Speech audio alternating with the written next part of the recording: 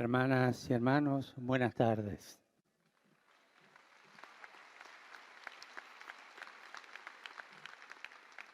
En este nuestro tercer encuentro expresamos la misma sed de justicia, el mismo clamor, tierra, techo y trabajo para todos. Agradezco a los delegados que han llegado desde las periferias urbanas, rurales y laborales de los 5 continentes, de más de 60 países, han llegado a debatir una vez más cómo defender estos derechos que nos convocan. Gracias a los obispos que vinieron a acompañarlos. Gracias también a los miles de italianos y europeos que se han unido hoy al cierre de este encuentro. Gracias a los observadores y jóvenes comprometidos con la vida pública que vinieron con humildad a escuchar y a aprender. Cuánta esperanza tengo en los jóvenes. Le agradezco también a usted, Cardenal Turson, el trabajo que han hecho en el dicasterio. Y también quisiera mencionar el aporte del expresidente uruguayo José Mujica, que está presente.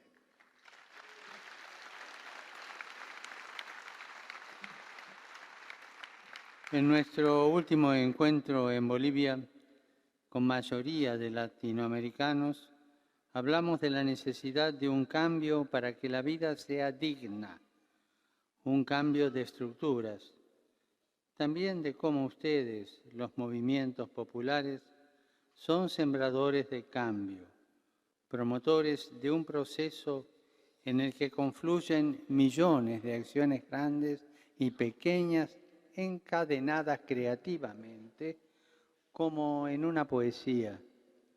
Por eso quise llamarlos poetas sociales. Y también enumeramos algunas tareas imprescindibles para marchar hacia una alternativa humana frente a la globalización de la indiferencia. Primero, poner la economía al servicio de los pueblos. Segundo, construir la paz y la justicia. Tercero, defender la madre tierra. Ese día, en la voz de una cartonera y de un campesino, se dio lectura a las conclusiones, los 10 puntos de Santa Cruz de la Sierra, donde la palabra cambio estaba preñada de gran contenido. Estaba enlazada a cosas fundamentales que ustedes reivindican: trabajo digno para los excluidos del mercado laboral, tierra para los campesinos y pueblos originarios, vivienda para las familias sin techo, integración urbana para los barrios populares, erradicación de la discriminación, de la violencia contra la mujer y de las nuevas formas de esclavitud, el fin de todas las guerras, del crimen organizado y de la represión, libertad de expresión y comunicación democrática, ciencia y tecnología al servicio de los pueblos. Escuchamos también cómo se comprometían a abrazar un proyecto de vida que rechace el consumismo y recupere la solidaridad, el amor entre nosotros y el respeto a la naturaleza como valores esenciales. Es la felicidad de vivir bien lo que ustedes reclaman, la vida buena y no ese ideal egoísta que engañosamente invierte las palabras y nos propone la buena vida. Quienes hoy estamos aquí, de orígenes, creencias e ideas diversas, tal vez no estemos de acuerdo en todo. Seguramente pensamos distinto en muchas cosas, pero ciertamente coincidimos en estos puntos.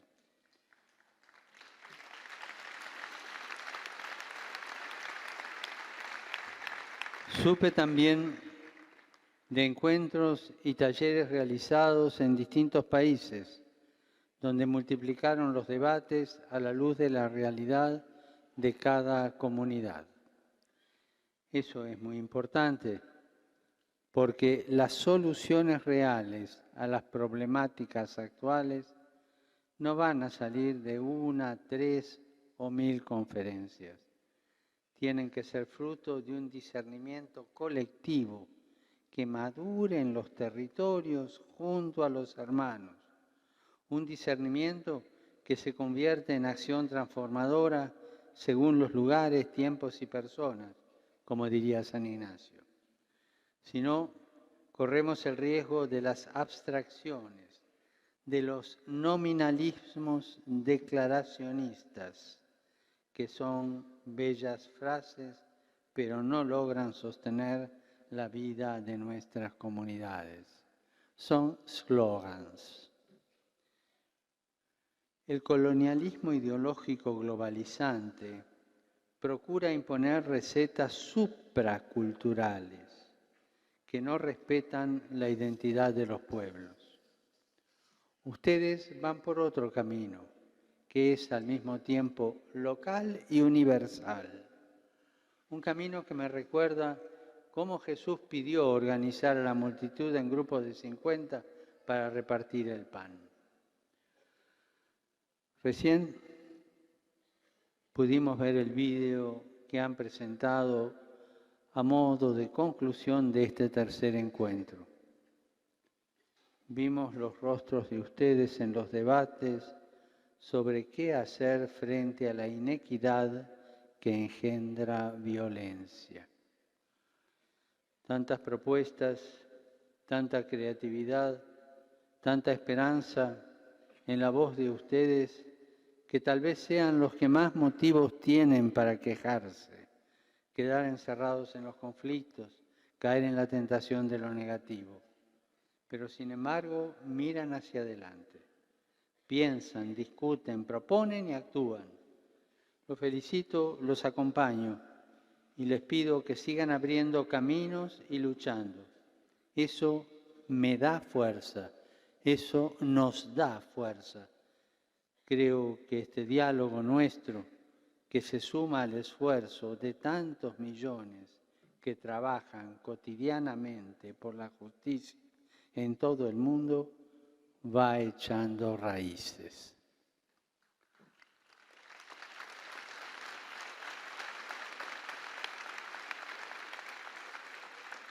Quisiera tocar algunos temas más específicos que son los que he recibido de ustedes y me han hecho reflexionar y los devuelvo en este momento. Primero, el terror y los muros. Sin embargo, esa germinación, que es lenta a la que me referí recién, que tiene sus tiempos, como toda gestación, está amenazada por la velocidad de un mecanismo destructivo que opera en sentido contrario. Hay fuerzas poderosas que pueden neutralizar este proceso de maduración de un cambio que sea capaz de desplazar la primacía del dinero y coloque nuevamente en el centro al ser humano, al hombre y la mujer.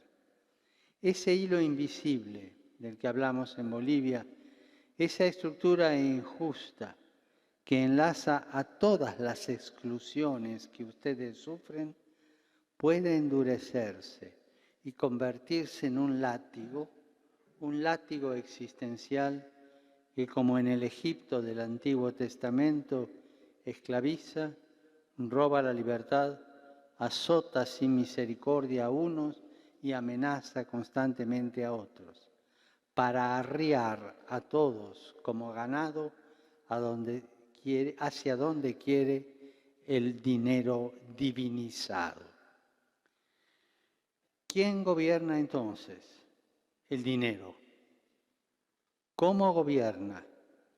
Con el látigo del miedo, de la inequidad, de la violencia económica, social, cultural y militar que engendra más y más violencia en una espiral descendente que parece no acabar jamás. Cuánto dolor y cuánto miedo. Hay, lo dije hace poco, hay un terrorismo de base que emana del control global del dinero sobre la tierra y atenta contra la humanidad entera.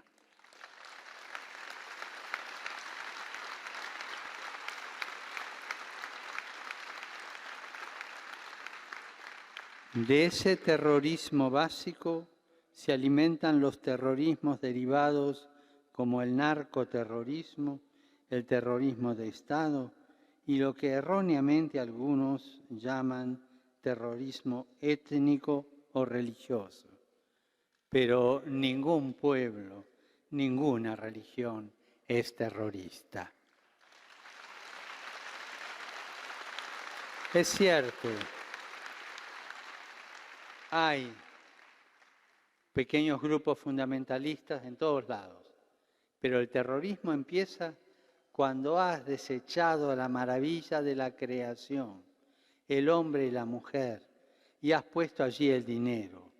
Ese sistema es terrorista.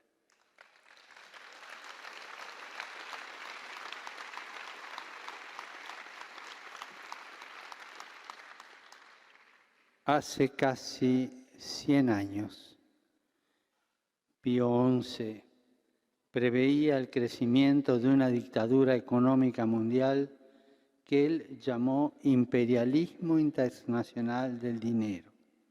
Estoy hablando del año 1931.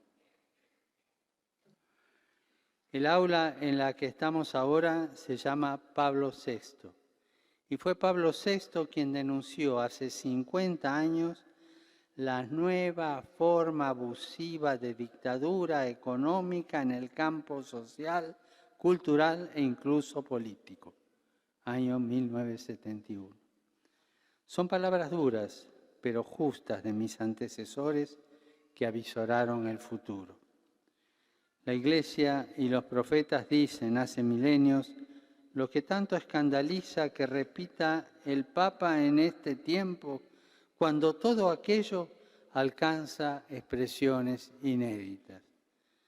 Toda la doctrina social de la Iglesia y el magisterio de mis antecesores se rebelan contra el ídolo dinero que reina en lugar de servir, tiraniza y aterroriza a la humanidad. Ninguna tiranía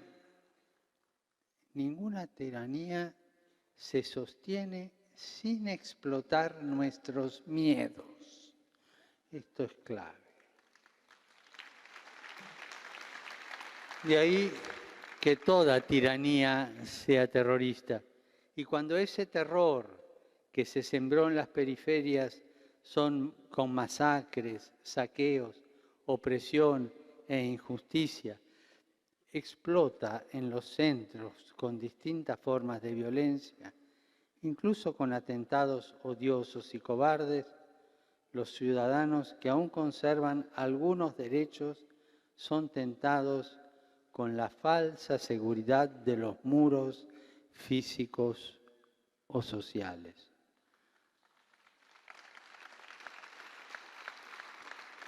Muros que encierran a unos y destierran a otros.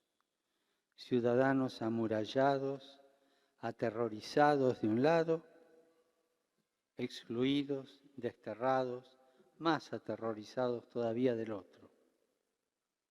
¿Es esa la vida que nuestro Padre Dios quiere para sus hijos? Al miedo se lo alimenta, se lo manipula, porque el miedo, además de ser un buen negocio para los mercaderes de las armas y de la muerte, nos debilita, nos desequilibra, destruye nuestras defensas psicológicas y espirituales, nos anestesia frente al sufrimiento ajeno y al final nos hace crueles. Cuando escuchamos que se festeja la muerte de un joven que tal vez erró el camino, Cuando vemos que se prefiere la guerra a la paz, cuando vemos que se generaliza la xenofobia, cuando constatamos que ganan terreno las propuestas intolerantes, detrás de esa crueldad que parece masificarse está el frío aliento del miedo. Les pido que recemos por todos los que tienen miedo. Recemos para que Dios le dé el valor y que en este año de la misericordia podamos ablandar nuestros corazones. La misericordia no es fácil, no es fácil. Requiere coraje. Por eso Jesús nos dice, no tengan miedo, pues la misericordia es el mejor antídoto contra el miedo. Es mucho mejor que los antidepresivos y los ansiolíticos, mucho más eficaz que los muros, las rejas, las alarmas y las armas. Y es gratis, es un don de Dios.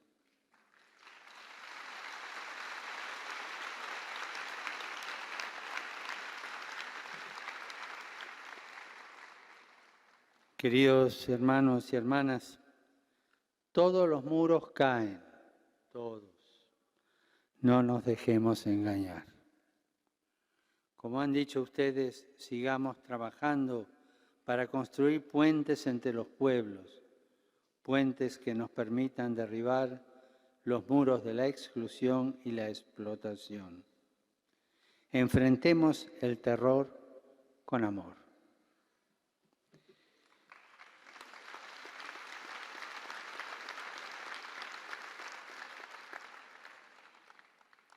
Segundo punto que quisiera tocar es el amor y los puentes. Un día como hoy, un sábado, Jesús hizo dos cosas que, nos dice el Evangelio, precipitaron la conspiración para matarlo. Pasaba con sus discípulos por un campo, un sembradío. Los discípulos tenían hambre y comieron las espigas. Nada se nos dice del dueño de aquel campo.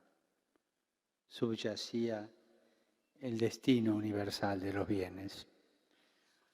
Lo cierto es que frente al hambre, Jesús priorizó la dignidad de los hijos de Dios sobre una interpretación formalista, acomodaticia e interesada de la norma. Cuando los doctores de la ley se quejaron con indignación hipócrita, Jesús les recordó que Dios quiere amor y no sacrificios. Y les explicó que el sábado está hecho para el ser humano y no el ser humano para el sábado. Enfrentó al pensamiento hipócrita y suficiente con la inteligencia humilde del corazón que prioriza siempre al ser humano y rechaza que determinadas lógicas obstruyan su libertad para vivir, amar y servir al prójimo.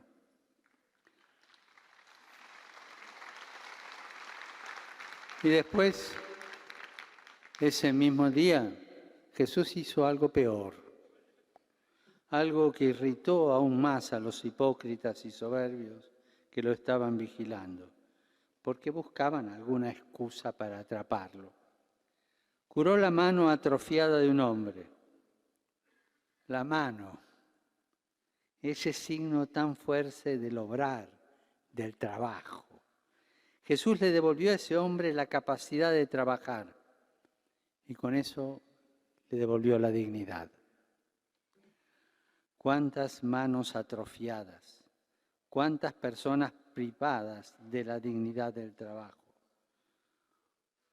Porque los hipócritas, para defender sistemas injustos, se oponen a que sean sanadas.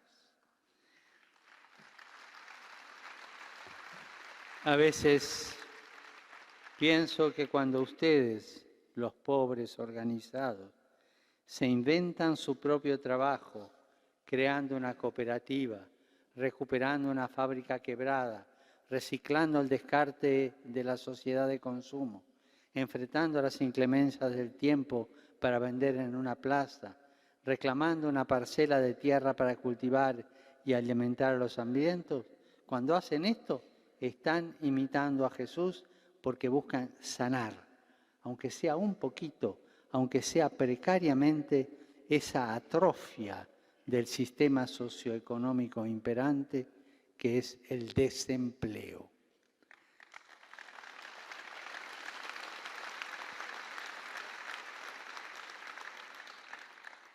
No me extraña que a ustedes también a veces los vigilen o los persigan. Y tampoco me extraña que a los soberbios no les interese lo que ustedes digan.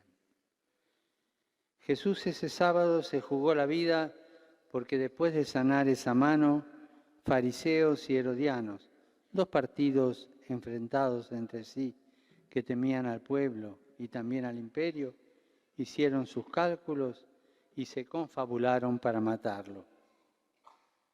Sé que muchos de ustedes se juegan la vida. Sé, y los quiero recordar, y la quiero recordar, que algunos no están hoy aquí porque se jugaron la vida. Por eso no hay mayor amor que dar la vida.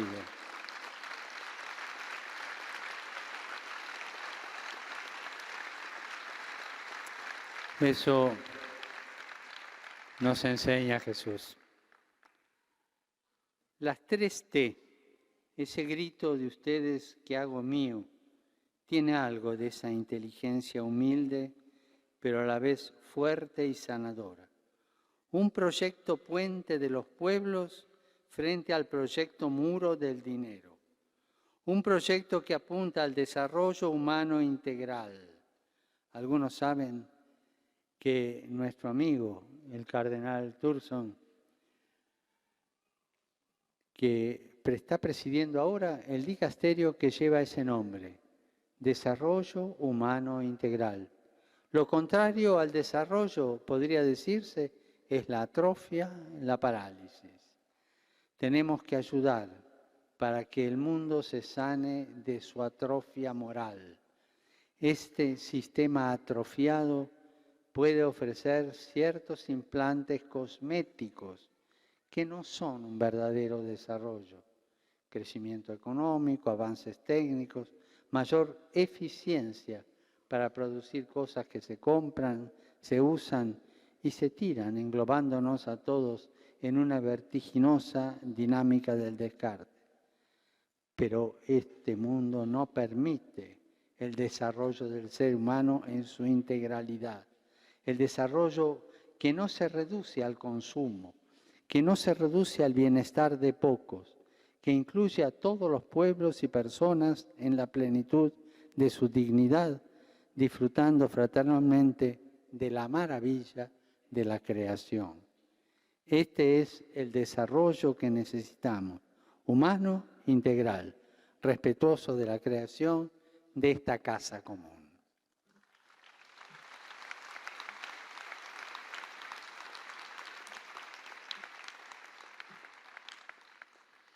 Otro punto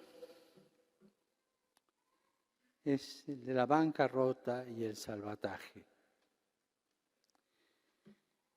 Queridos hermanos, quiero compartir con ustedes algunas reflexiones sobre otros 2 temas que junto a las 3 T y la ecología integral fueron centrales en vuestros debates de los últimos días y son centrales en este tiempo histórico.